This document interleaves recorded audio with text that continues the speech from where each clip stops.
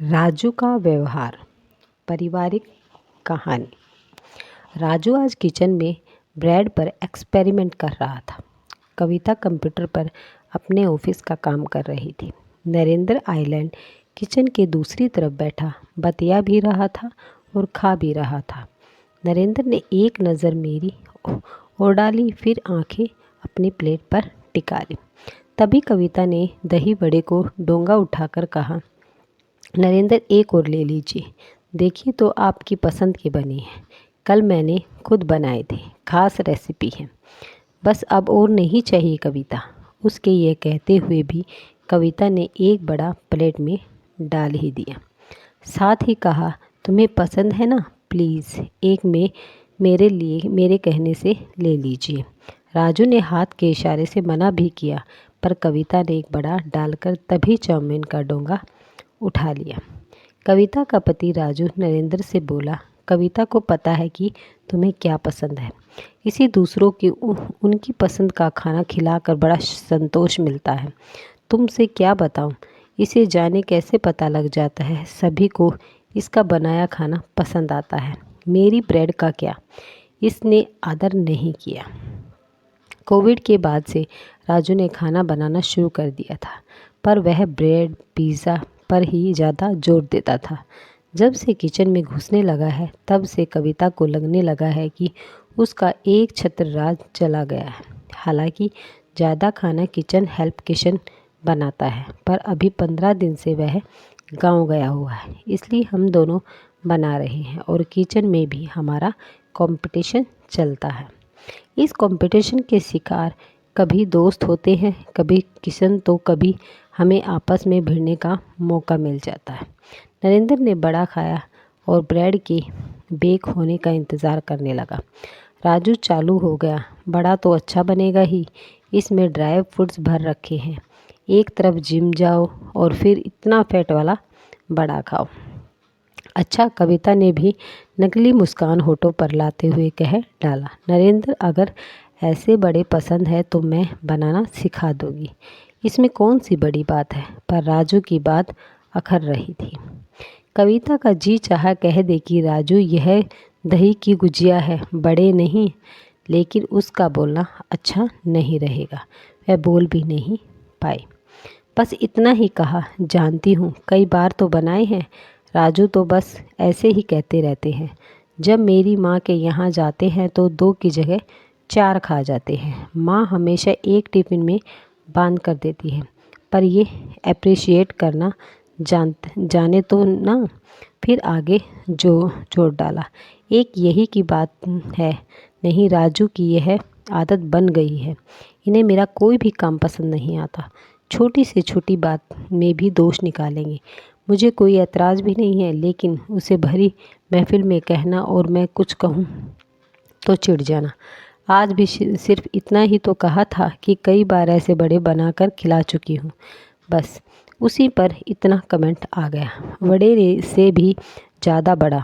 दोनों को यह नोक-झोंक कई बार दिल पर उतर जाती है। दोनों कमाते हैं, पर पुरुष होने का अहम राजू में वैसा ही है।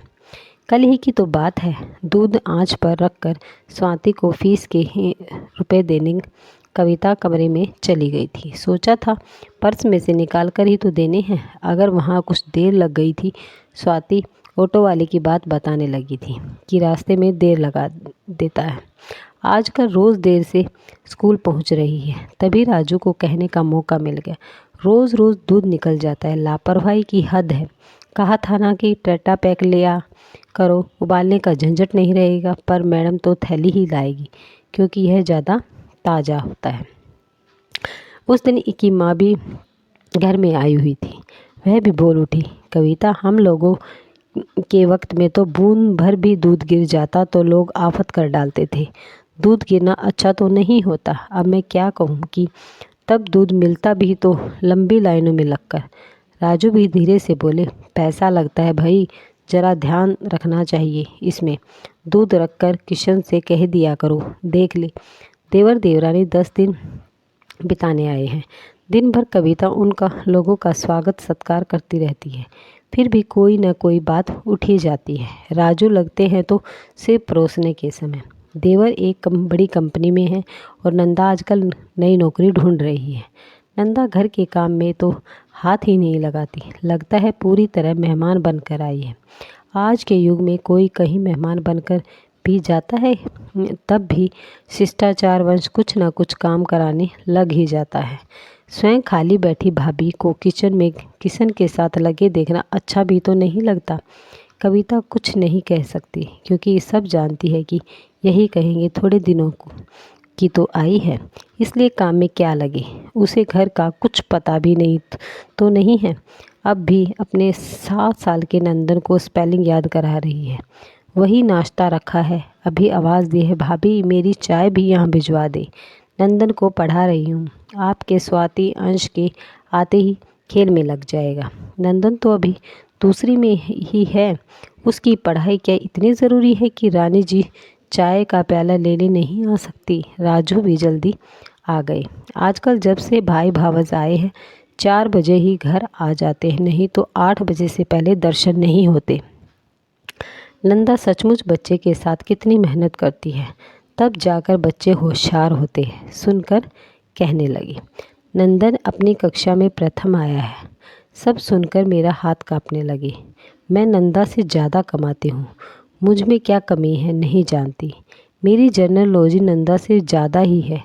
मेरे बच्चे बिना एक शब्द बताए, बिना किसी ट्यूशन के सदा प्रथम आते हैं। समय ही कहाँ मिल पाता है कि अपने बच्चों को कुछ करा पाऊँ। मेरे बच्चे गर्व से मेरा सीना फूल आया। मेरे गिरते हुए आंसुओं में खुशी की एक चमक आ गई। मेरे बच्चों को इसकी भी ज़रूरत नहीं है, वे बहुत आगे हैं। नंदन से राजू का नाम है, पोजीशन है, उनकी सलाह की कदर की जाती है। उनसे मिलने को लोग इच्छुक रहते हैं, नहीं इसलिए नहीं कि उनसे मिलकर कुछ आर्थिक लाभ होता है, इनका तो शुद्ध टेक्निकल काम है। लोग मुझे सुखी समझते हैं। हाँ, जब उनकी चर्चा होती है तो मुझे भी मान हो जाता है, लेकिन कहीं कुछ ऐसा रह जाता है कि हम दोनों एक दूसरे के लिए बन नहीं पाए। कविता हर समय यही महसूस करती है कि वह उनका घर इतना ख्याल करती है तो वे सब भी उसकी रुचि अरुचि समझे। राजू भले ही उसके काम को अपने से ज़्यादा न समझे, पर उसके काम को व्यर्थ कह नकार तो न दे, खास तौर पर जब कविता भी काम पर जाती है। कविता को घर और ऑफिस में चक्की में पीस कर भी जो सहानुभूति हासिल नहीं, वह नंदा को सहज ही मिल जाती है। उसे पति का प्यार भी मिलता है और सास ससुर का स्नेह भी और प्रशंसा भी। सप्ताह भर सबके साथ रहने का एहसान कर नंदा और देवर अगले दिन जाने वाले हैं। भोजन करते देवर अचानक कह उठे, भाभी नंदा की बड़ी इच्छा है शॉपिंग करने की, इसे शॉपिंग ले जाता हूँ। कहकर दोनों राजू के साथ चले गए। कविता का काम में मन नहीं लग रहा था, लगता भी कैसे। मन में एक के बाद एक ख्याल आता जा रहा था। अंदर ही अंदर रो रही थी। किसी के सामने रो कर वह अपने को छोटा नहीं करना चाहती थी। हाँ, इतना सही है कि उसके इतना साफ कह देने का भी देवर देवरानी का अकेले शॉपिंग करने चला जाना उसे बहुत अखरा था। यह नहीं हुआ कि उसे स्वाति और अंशु को भी तो ले जा सकते थे। तभी बाई की आवाज़ सुनाई पड़ी, मैडम मैं ग्रोसरी ले आई हूँ, चेक कर ले। बाई ने जब सामान निकाल कर दिया तो उसमें चॉकलेट के पैकेट थे जो मैंने नंदा के बच्चों के लिए मंगवाए थे। उसकी ललचाई नज़रें उन पैकेटों को देखकर रह गई। ये चॉकलेट तो मैडम बहुत महंगी है। उसकी बोली में करुणा का भाव था। मेरा बेटा बार बार चॉकलेट लाने को कहता है, पर मेरे पास इतने पैसे कहाँ हैं। कहते कहते उसके आंसू बह गए। कविता को आश्चर्य हुआ उसकी यह दीन मुद्रा देखकर, वरना तो हमेशा उसे अकड़े ही रहती थी। आज साथ ही उसका 10 साल का बेटा था। उसके समान मुझे देकर एक सांस मिली।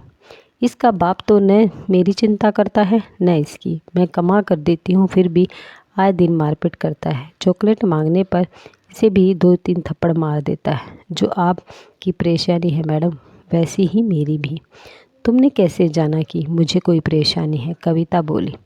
वह बोलने लगी, कविता सुनने लगी। यकायक एहसास हुआ कि दोनों के दुख कहीं एक जैसे हैं। इस सुसंस्कृत समाज में ऊंची जाति में मारपीट नहीं होती, इसके यहाँ बात बात पर उसे पीट दिया जाता है।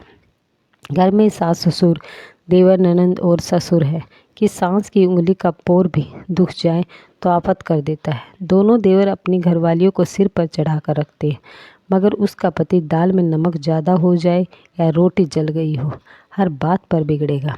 सभी लानत देने लगते हैं। दिन भर काम करती हूँ, सबसे अच्छा काम, फिर भी उसी की दिन रात सुनना पड़ता है। आज घर का काम छोड़ दे, बीमार पड़ जाए, पैसे नहीं मिले तो उसकी आफत आ जाएगी। मैम, आप तो जानती है, जब मर्द अपनी औरत की इज्जत नहीं करता तो उसका घर में कोई मान नहीं करता। अगर मर्द जोरू को अपना समझे, उसका अच्छा बुरा उस अकेले में कहे, ऐसे सोचे कि इसकी बड़ाई हो, इस पर दुनिया न हंसे, तो औरत निकम्मी भी हो तब भी घर के लोग उसे कुछ नहीं कहेंगे। कविता जल्दी से अपने कमरे में आ गई। उसमें जैसे और सुनने की शक्ति नहीं रह गई थी। उसकी भी तो ऐसी स्थिति थी। कविता ने सारी चॉकलेट बाई के बेटे के हाथों में दे दी। देवरानी का बेटा खाली हाथ चला जाएगा। मैम, आपका स्वभाव बहुत अच्छा है। आपके दिल में एक दूसरे के लिए दर्द है। दूसरे के लिए दर्द कविता कैसे कहे? यह दर्द तो उसका अपना है। उसने बात पलटकर पूछा, कितने बच्चे हैं? यह तुम्हारा बेटा है ना? हाँ मैम, एक ही लड़का है, लेकिन दिल की बात सुनने वाला मर्द हो तो सब कुछ है, नहीं तो कुछ भी नहीं। कुछ भी नहीं? हाँ हाँ, कुछ भी नहीं। जैसे प्रतिध्वनि गूंज रही है, कविता के मन में भी यही आवाज़ उठ रही है। कविता होले से कह उठी, हाँ, अपना पति अपना हो तो सब अपने हैं, नहीं तो कोई भी कुछ नहीं। पत्नी लायक हो तो भी, और घर बैठने वाली हो तो भी। अगर आपको वीडियो पसंद आई है तो वीडियो को लाइक, शेयर और सब्सक्राइब करना ना भूलें। धन्यवाद।